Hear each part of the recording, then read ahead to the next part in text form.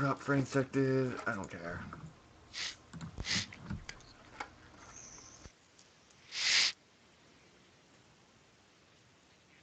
Alright, then we are live with another episode of The Talking Nerd. Today we'll be on StarCraft 2 once again, the esports scene. We're looking at a recent player releasement from their team.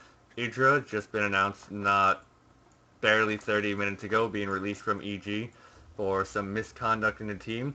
I guess at that point they couldn't take too much more of it. He was a wonderful player, I suppose, and an asset to the team, but appearances are appearances to them, I suppose, so they couldn't exactly hold it. Also, today I'll be having a guest here. Can you introduce himself now? Hi, this is wait, do I just say my real name? Whatever, Or... whatever makes you feel better. Whatever Alright, makes you feel comfortable. alright. Well, hi, I'm Kara Zetke, and I'm gonna be joining in on this as a guest, so... Yeah. Yeah, but, man, Idra getting kicked off, and, I also have the, I believe it's a Reddit post that he got kicked for. I'd posted it in the Daywalker chat, I'm certain.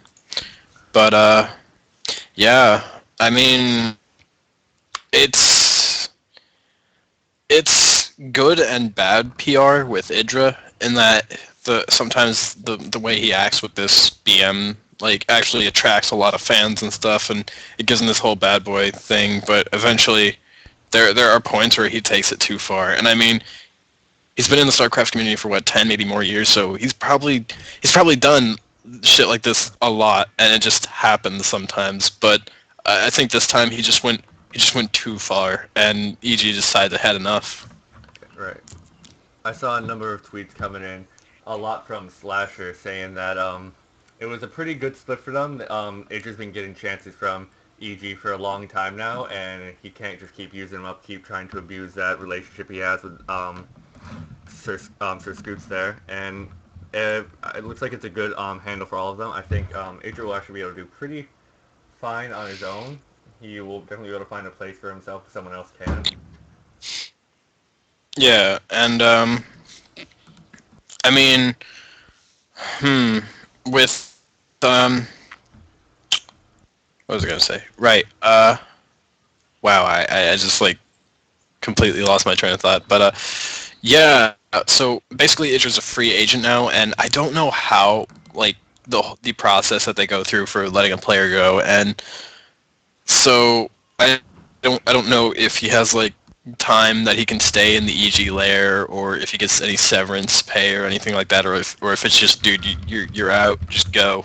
So I don't know how any of that is, and while he is a good quality player, it's just at the same time, are there any teams that, say for maybe Liquid within North America, that can actually afford the kind of pay that would be required for a player like Idra? And do they have this kind of like stability with the community to be able to take these PR hits that he's gonna, just by his nature, bring to them? Like, I mean, they're it's really hard to explain, because when you have Idra that of course says things like he's famous for these really BM moments and GGing and flipping someone off from a hallucinated army, and that brings a lot of good publicity and stuff, but then there's times where he lashes out against the community, and because he's affiliated with said team, it comes back on them, and it's just not cool for that team, especially because, well, I mean, yeah, so I don't know what your thoughts are. Idri really seemed to take a route since his beginning of any kind of publicity is good publicity. There's no such thing as any bad publicity. As long as you're being paid attention to, it's better than being ignored. And sometimes I think to myself when I look at him, he can't actually be this angry or this aggressive towards people. I want to imagine that a bit of it is was always kind of an act. I can't imagine his personality is aggressive, but to the levels he takes it is kind of like insane to me, and I can't think that in his position, no, he would just naturally go there. Since he's been playing for so long, and he must understand the scene at this point, that as long as you have people watching you, since you're on the internet, all their money comes from advertisement revenue, and for him also, the tournament winnings, that it's a good idea to get people paying attention to you, people just liking you for your personality. That's where Americans in general just seem to excel more than Koreans. Koreans are very good players. They're very enjoyable to watch. But a lot of people are interested in watching people with a personality. It's just what sells more often, I find. And he's made some comments about that just recently. One of the things that some people believe was what got him kicked. I can take a look at that now. Yeah, do you need the link? I can send you it. I have the link now. Okay. I think they can see it on stream. I don't know if it's Reddit or Team Liquid. It looks like a Team Liquid post. Yeah, the Team Liquid post. Yeah, it was just yesterday. And he says, we work in an entertainment industry, and you guys are entertained by pandering, not competition. And I guess to a point, he does have a point there. A lot of people just enjoy watching the drama unfold. They'll try and incite it. A lot of people in the community do. And Idra, in my opinion, always has had good points when it comes to community about like how negative they can be, how not always unified like the way they should be. It hurts the community too because it slows us from getting more respect outside our general area of getting people outside of esports generally to take a look at it and say, hey, these guys are legitimate. And other people have agreed with him, like Tasteless, generally just moved out of America because the community wasn't a nice place for him, and he's doesn't even. I've heard from him say that he doesn't actually interact too hard with the community on Team Liquid. Yeah. On a note about that, I mean, I think at the same time, Idra getting released from EG is a sign that, and that other people need to realize that toxic behavior from players themselves, and you see this in the League of Legends scene as well, that toxic behavior, just because you're a professional player does not mean that you're immune to these consequences. And it's an issue that's been coming up more and more in the esports scene, in particular with toxic communities. And I don't want to just like pull the blame trigger on this one, but it only seems to be around the North American area in particular at its worst. I don't know like what it's like in other scenes, but man, I mean, like, it's just this thing that we're seeing more and more, and I think Idra getting kicked for some of this toxic behavior, I think that it is a sign that a lot of people are now getting tired of it because it's going to dissuade people from viewing esports, and frankly, that's just money that companies aren't making. Absolutely. We are the esports scene is gaining more mainstream attention, so we want to have that professional look to us. I also have up the release from Sir Scoots on his opinion that was released right on the state of the game. I can bring that up as well. It says, we built our company as a players first organization, and they've always have seen to stay true by that. EG is really kind of what I like to think of as the Yankees, the New York Yankees of the esports industry, with just how much money they have. Because Sir Scoots was a very smart businessman. He's even thinking about retiring early. He's had so much money. Not many team managers have been able to say that, since owning an esports team is not usually a big money grabber. It's actually a big money. Yeah, yeah, exactly. So that's a tip to you. If you're gonna start an esports team, don't do it for money. You're gonna end up regretting it. Mm-hmm. It also says, it's never really been an issue for us before that Greg is rude to his opponents, that he usually speaks his mind very bluntly, but it's a big difference between a player being disrespectful to an opponent in a ladder match and a player being disrespectful to the entire community. So yeah, there's just that level. You've always seen Idra on stage or just live, just doing just rude things, and it's gotten him the attention he probably wanted, but then again, it has come back to bite him. And you cannot always hold that notoriety without paying a bit of a price. Yeah, and at the same time, I kind of wonder, why do they let... it kind of seems a little bit like a double standard, honestly, with EG letting him go for essentially BM, because, I mean, what's the difference between him being an asshole to some guy on ladder or even in a live tournament, which has gotten him in trouble before, but not with EG, and then... and compared to with him being an asshole to members of the community. I mean, I don't think you should allow one and not the other. I think that if you're gonna release someone for one thing, you might as well just not let them do the other thing as well, because it just leads to this kind of double standard. Like, well, so we can be assholes to each other in game, just not on forums and stuff. Okay, what? Well, I think it's more a point of when he's live, he's representing the entire team, and you can make the argument that whenever he's playing under the EG name, that he is representing the team. But that's not to say that he should be held to the same standards under like a Smurf account, per se, since that no one necessarily knows what he is. He should be able to act freely, but to a point, he should try and any player really should try and represent their team in a positive light and not bring down anyone around them if they're gonna be a certain way. A very team centered centralized community, and you have to really be considering that as you go through it. Yeah, and I mean, one of the biggest things for Idra now is does getting kicked off of EG for essentially BM kind of put this unintended blacklist on him. Are other teams really going to want him knowing that he got kicked off the largest, most powerful, most like richest team there is in North America for BM? Like, does that in a sense kind of blacklist him? Maybe that's not what EG would intend, but that might just be kind of what happens. But yeah, I was thinking about that after I saw him. I figured that if he is going to be picked up by a team, it'll be within like a month or two. I wouldn't expect any team that wants him on their roster to wait too long to start offering him. He may have already gotten some offers as far as we know, or he may not. But he may also have to go solo in some way. And he does have a profitable stream for himself on Twitch, so if you've ever seen that, he just plays games, and he may have to bring it down a little bit since he can't exactly advertise for EG or Monster. He just no longer gets those sponsorships. He will pretty much for a while, I feel, have to rely completely on revenue from that stream and any tournament winnings he had saved away.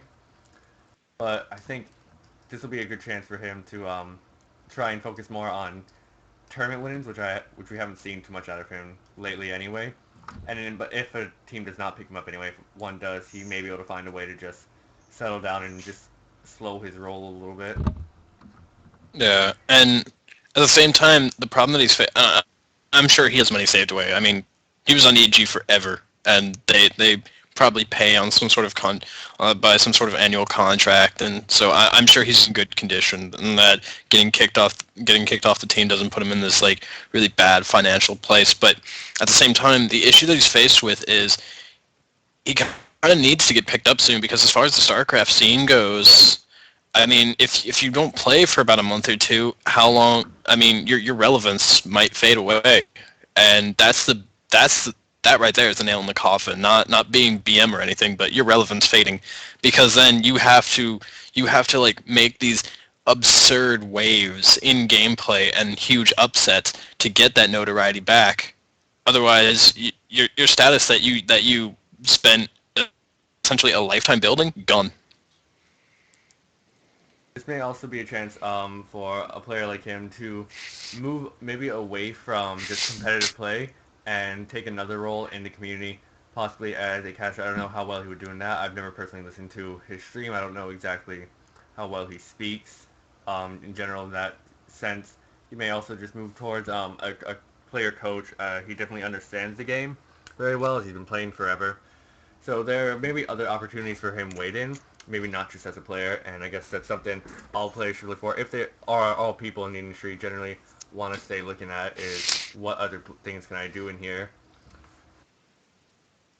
Yeah, and I mean, I'm sure it's not nearly as bad for Idris as it might seem, because I mean, just the nature of business in itself. I mean, when you're in something for so long, you know people, and when you hit a rough time, these people are going to help you out. So I'm sure he might have some small sponsorship offers out there, or maybe even, I don't know, just stuff like that, or maybe people that are in the esports scene that can give him some advice, like, hey, there's stuff like this coming up that you can partake in, or you can maybe look into this as an alternative. So without a doubt, he has to have those. I'm sure he's always had a plan for leaving Evil Geniuses anyway. He's a smart guy. He seems to always generally have his head on straight and have ways to handle it. So I say at this point, best of luck to him. It's a pretty large upset. I'm sure he saw it coming for a while at least again. Yeah, and I mean, he's a smart guy. He's an articulate guy. So there's bound to be something for him. And I mean, all we can really do is wish him the best of luck. But now, do we know how this may or may not affect the rest of EG? Because I know that In Control being really good friends with Idra, actually not taking it very well. He's pretty distraught by it, and I mean, of course that's normal because they're great friends, and his friend isn't on his team anymore. So, I mean that really does have to suck. Oh, I'm sure. I didn't see I didn't see the announcement on State of the Game, and I know he is on In Control is on that show, so I can't imagine like finding out in that way what it could have meant to him or like how it would have felt. And I'm just sure it didn't feel all right. But I don't think the Yeah, necessarily the integrity of the team will be compromised. I think we will move on. They still have a large number of very talented players on their roster, Jeff included there.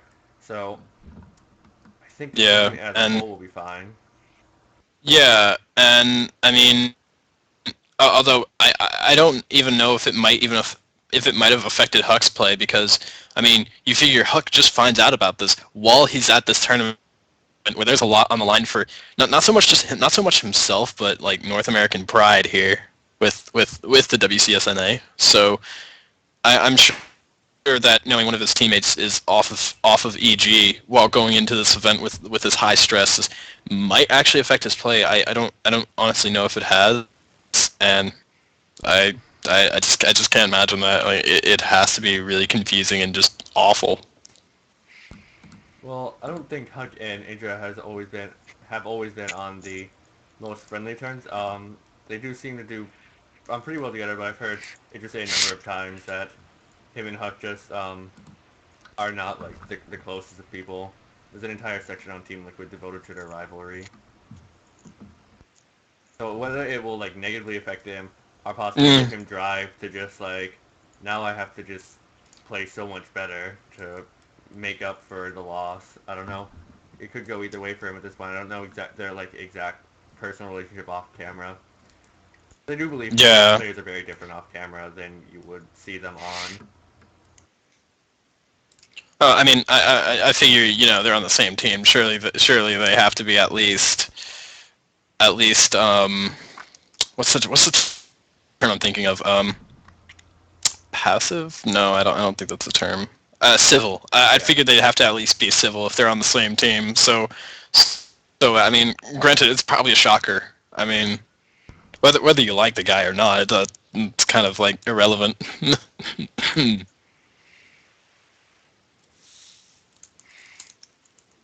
I'm trying to think if there's anything else really about this at this point where we can discuss it.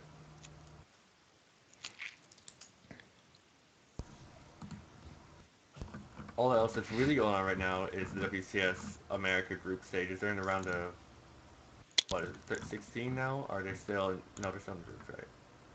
Yeah, they're finishing up the round of 38, I think, and Yeah, this is the last group they're in now. yeah, and so far only what 2 or 3 North American players have made it into the round of 16.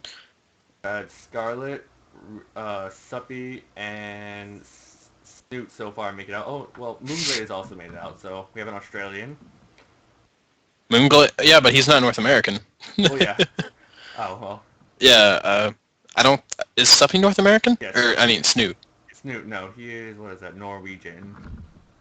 Okay, so yeah, we only have 2 North American players, and I mean that's cool that there's like people non-Koreans that have made it through anyhow, but at the same time, it's WCS North America, and there's pretty much no North Americans.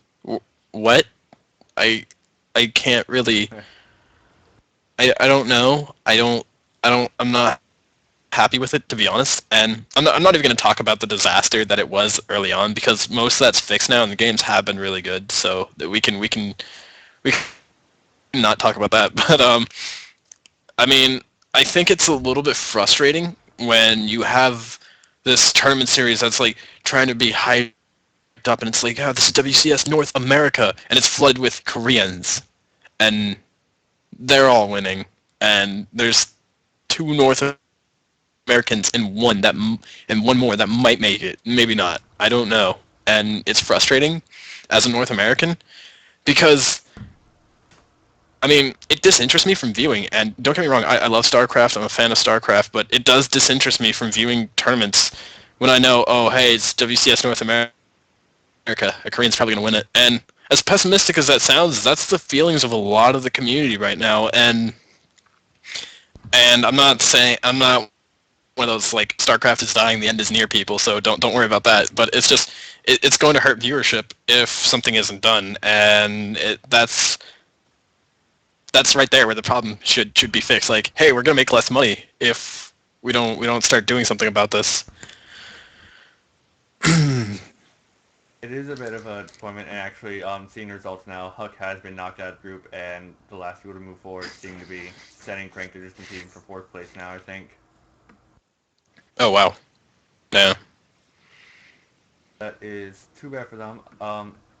Yeah, at this point, with all the Koreans, it mostly feels like a GSL with some foreigners involved, which isn't bad per se, because again, it's really enjoyable to watch these high-level players play.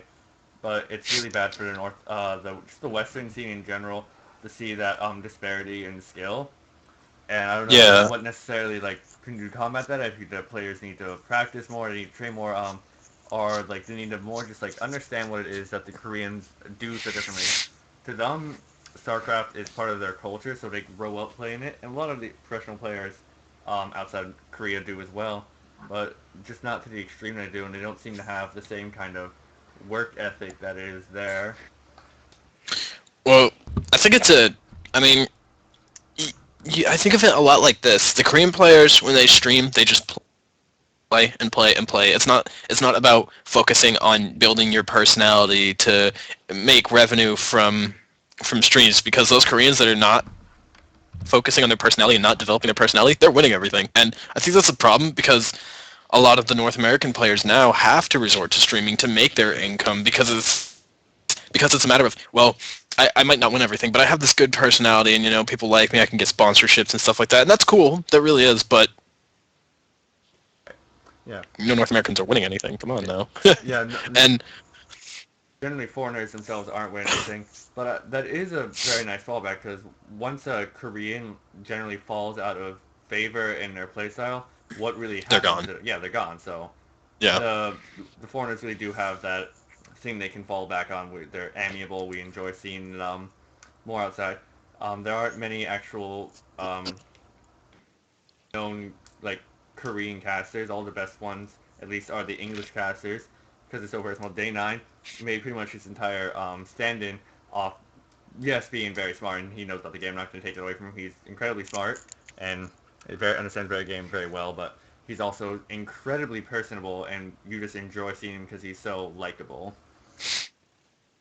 Yeah, and I mean, basically, if you have something that can be used as a sort of leverage in the esports scene, you use it. No questions asked. Like, you look at, you have all these people that some of them aren't even like grandmaster and master, and they're professional casters, like Husky, for example. I don't remember what league he is. I think he's maybe platinum, but I mean, to build yourself up from nothing and not even being that high up in play, and to be able to get here, that says something about your personality and game knowledge in general. So, but at the same time, it still isn't enough for the viewers. Like, the viewers are starting to care less and less about personality. And I guess that's kind of what some players hit on, is they says same thing as Idra said, that they like that the community likes not the entertainment of the competition, but the entertainment of the drama. So that may be Yeah, just a problem with the community itself, and a split, a fissure that's going down the middle of it, and will soon start to spread. Actually, Idra, yeah. I'm looking at the trends right now on Twitter. Idra is trending. Let's just sink that in, how big esports in general that we have now trended on Twitter. He's number 1 too. Idra's number 1 on Twitter. Damn. Yeah. All right, go Twitter. Um, but I don't know. I mean, as far as Koreans winning everything, we can't just say to them, "Well, you're too good, so get out." We can't just do that Yeah. because then we will kill viewership. I mean, it's not going to flat out kill viewership because oh my God, no North Americans are winning anything, and what North Americans haven't been winning anything since like what 2011, 2000, mid 2012. Yeah. I don't even remember. I honestly can't remember when a North American won anything. Maybe I just don't keep up enough, and I might have missed something, but I honestly cannot remember. And we're out of the days of Broodlord and Fester where Zerg could just like kind of like press buttons and that was that. I mean now we have a very refined balance and what seems to be a very micro oriented meta, and I just don't think that some of the players in North America have really explored the options nearly as creatively and as aggressively as the Koreans have, but we might see that change depending on how WCS NA goes. What one big difference I've seen between the foreigners and the Koreans is when there's a new patch that comes out or when Heartstorm came out, even when it was in beta, people complain about the Warhound, if you remember that unit, because they thought it was overpowered Oh yeah. and just not very good unit. So, and I thought that was bad because instead of learning to work with the unit, they just wanted it removed. And I think Koreans do the opposite, where they will learn to work with what they have instead of complaining. So Koreans are very resourceful in that sense, and that they can learn to work with pretty much anything, while a lot of foreigners will just settle to complain and ask for it to be changed back until we're just back to Brood War style, because everyone thinks it's Yeah. perfect. Yeah, and to be honest, I think I don't think I've seen Korea's type in Imba, and since near the end of the Broodlord and Fester stuff, where StarCraft really did die, and I think one of the Koreans that lost typed in lol Imba Imba Imba Imba, but that's so long ago, and everybody knows that was broken beyond all belief, and oy. But speaking of Broodlord and Fester, does anybody still use that? Because it still seems like really powerful on paper, Yeah. but I might. Uh, With the new I don't know. units now, Anyways, it's harder to make work. I yeah, just pulled out time bombs from a mothership core, or just widow mines are also very powerful. yeah, this is true. But so I don't know what we have to do. Do we need to region lock things? Do we need to move the competitive play more towards offline so that these Koreans that want to play in foreign events have to actually travel for it and want it? Yeah. I mean, that might be a good alternative, but it'll screw a lot of people over, Right. and that's the biggest problem. One of the things I remember Blizzard wanted to do with WCS when they announced it was make it really available. The offline, excuse me, will not be like starting to a while for like the really dedicated players to go to. And if you start asking like everyone to go offline, it can really stunt your player base because not every team is as rich as EG, so they can't always afford to send players all the time. They just do as is to send their best players to things like MLG or DreamHack or something along those lines. And but able to send them more often with like 3 or 4 seasons a year, it can become very difficult unless they're going to be living out there where the seasons will be taking place. And I guess that Yeah, just makes it more complicated. And Blizzard wanted to avoid that, and they did. They also I also liked that they didn't region lock it to a point because then that let people play around in different areas. And what some people predicted was right, that Koreans were going to go to North America and get all kills everywhere. And evidence it is now happening. And I guess that either proves that it was a bad idea to not region lock it, or just more proof that North Americans need to step up their game. I think that's a bit better of an option, in my opinion. yeah. And to be honest, I just don't even know because if Blizzard tries to move to an entire offline season, there's just teams out there that are established and have players competing every well and do kind of okay in these events, but at the end, can they actually afford to be able to send their players to these premier events where their team needs that exposure for the fans? And I just don't think they do. But and at the same time, I look at some of the American players and I feel like it's really hard to explain how I want to say it. It's like the North American players are babied a little bit, and I'm not talking about like they're babied in the fact that like and that like teams pamper them and stuff, but like the fans are okay with it always whenever someone does okay-ish, and that like they get to the point where like fanatical if like against the person that did really well and won. Like here's my example. Do you remember the game?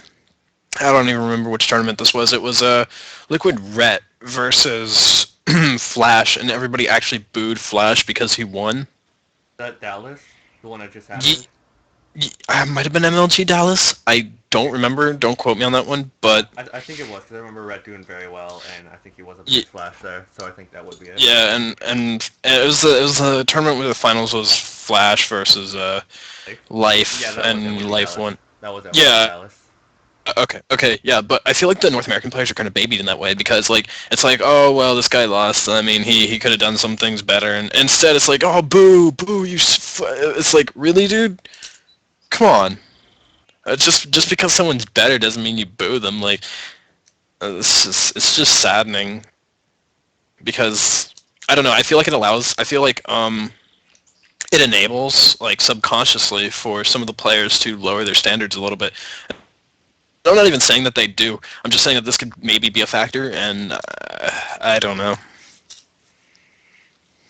It is unfortunate. I do want to say that's generally all the time we have today. That was, I think, a really good Oh discussion on just generally things with the community. Lord. So I hope you enjoyed being on here. Oh, I do. Yeah, and I hope people enjoyed watching it. You can always follow this stream for more. Twitch.tv/GreenSue. You can also follow me on Twitter @GreenSue to get more updates about when I will be doing shows. I have normally my nightly show Building League on League of Legends. You can also subscribe to me at youtube.com/Shinra114. And I don't suppose you have any things to promote either while you're here? Um, yeah, you can just find me on Twitter @KaraZetke. That's it. Alright. Well, again, thanks for watching, and try and come back next time when we have more interesting things to say. Where's that button? It was the hardest part of my job is finding a button. Wrong button. Amazing. The buttons. You would think it would be something complicated. No, it's finding the right button. It's always something simple.